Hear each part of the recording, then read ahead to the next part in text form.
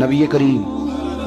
صلی اللہ علیہ وسلم فرماتے ہیں کہ ایک صحابی حضور کی بارگاہ میں آیا، عرض کیا رسول اللہ صلی اللہ علیہ وسلم پریشان رہتا ہوں اپنی آخرت کے لیے، اور یہ بھی بڑا اللہ کا فضل ہے کہ کوئی آخرت کے لیے پریشان۔ حضور میں اپنی آخرت کے لیے بڑی پریشانی میں رہتا ہوں، کوئی ایسی بات بتا دیں کہ رب مجھے نجات عطا کرے۔ تو نبی پاک صلی اللہ تعالی علیہ وسلم نے ایک ہی بات ارشاد فرمائی، فرمایا تم اپنے رب کے ساتھ بددیانتی نہ کرنا، اللہ تجھے نجات عطا کر دے گا۔ عرض کی یا رسول اللہ صلی اللہ علیہ وسلم اللہ کے ساتھ بددیانتی اور خیانت کیا ہے؟ لوگوں کے ساتھ تو معاملہ سمجھ میں آتا ہے کہ کسی نے کوئی رقم رکھوائی، کوئی ڈیوٹی دی، کوئی ذمہ لگایا، پورا نہ کیا تو بددیانتی ہو۔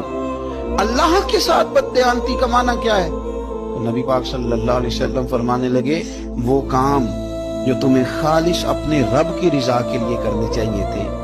ان کاموں میں اگر تم نے نیت کر لی نا کہ لوگ بھی دیکھ لیں، خیر کا بھی تم نے ارادہ کر لیا، حکم دیا تھا اللہ رسول نے، کرنے تھے اللہ رسول